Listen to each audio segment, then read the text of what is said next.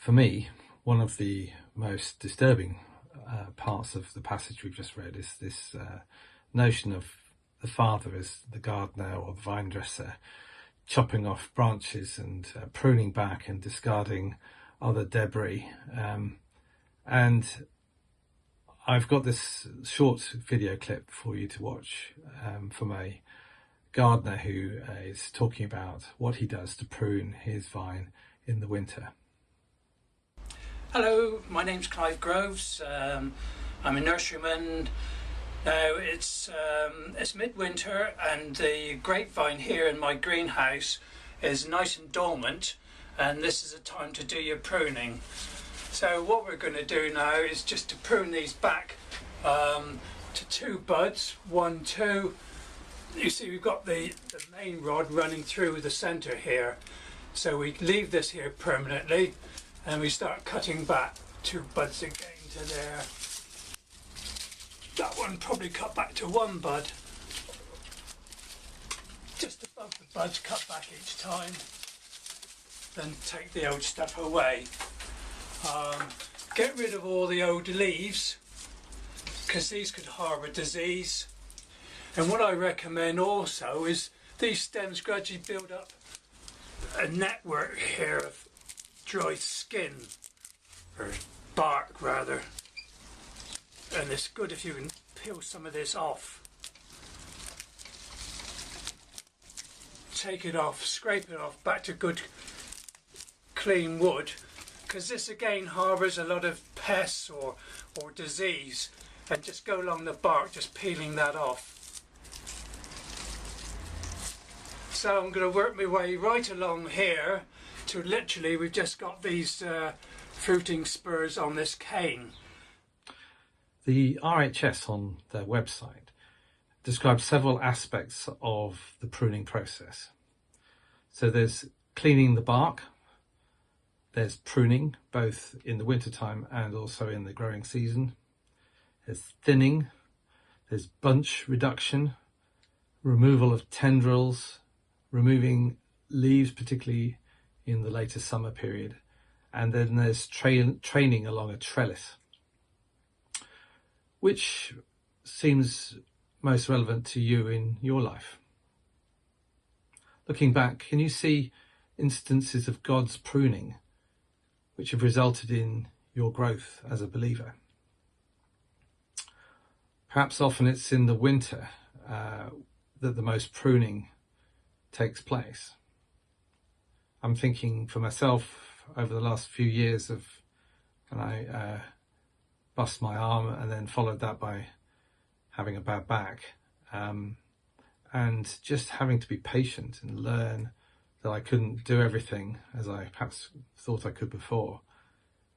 And for us all now in the coronavirus pandemic and lockdown that we've experienced, what are we learning in this period? What is God doing to prune us and to perhaps train us along the trellis, as it were, of our lives? We know that God is the good gardener. We know that he loves us and he wants the best for us. He wants us to grow and to produce fruit. And he knows the best way of making this happen. In this passage, the word remain or abide, depending on your translation, occurs at least 11 times, 12 if you change the translation. If you look at verse 4, for example, it says, "Remain in me, as I also remain in you. No branch can bear fruit by itself, it must remain in the vine. Neither can you bear fruit unless you remain in me." The emphasis on abide or remain is there for a purpose, and Jesus intends to emphasize this. But what does abiding or remaining look like for you? Do you allow times in your day to remain or to abide in God?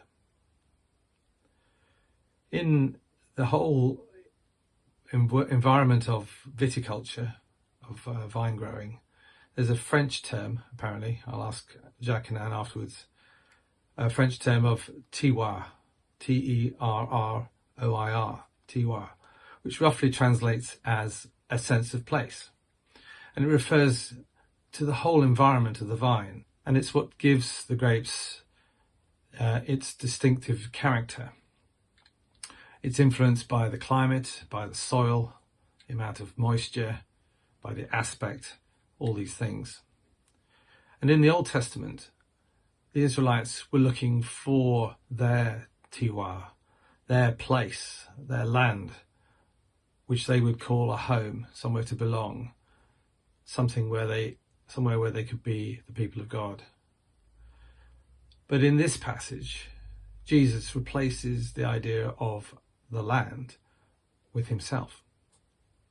We find our tiwa in Jesus. We find our home, our sense of belonging, our environment for living in Jesus. One commentator describes living in this tiwa, or maybe you could say living in the Spirit, like this. The natural habitat for human beings is the Holy Spirit. God has designed us to live our lives in and through the Holy Spirit.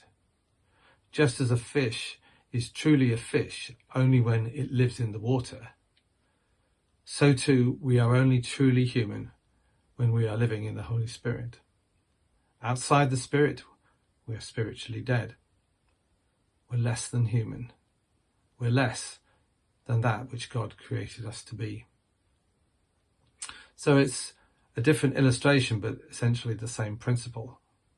As branches, we need to abide. We need to stay connected to the vine. As a fish, we need to stay in the water to live. We need to abide in the right environment, or tiwa. Staying connected to Jesus with Holy Spirit flowing in us and through us. I don't think it's a coincidence that Paul in Galatians 5, when he's talking about living in the Spirit, also talks in more detail about the fruits of the Spirit.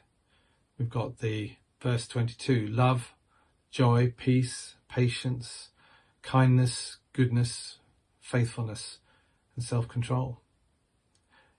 As well, in the same passage, in verse 14, Paul repeats Jesus' command to love one's neighbour as oneself.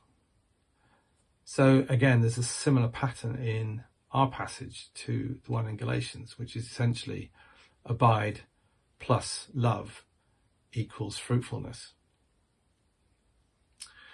Just going back to concerns, my other concern with this passage is in the second half of John 15, which is this section about facing opposition or persecution. This is a massive reality check.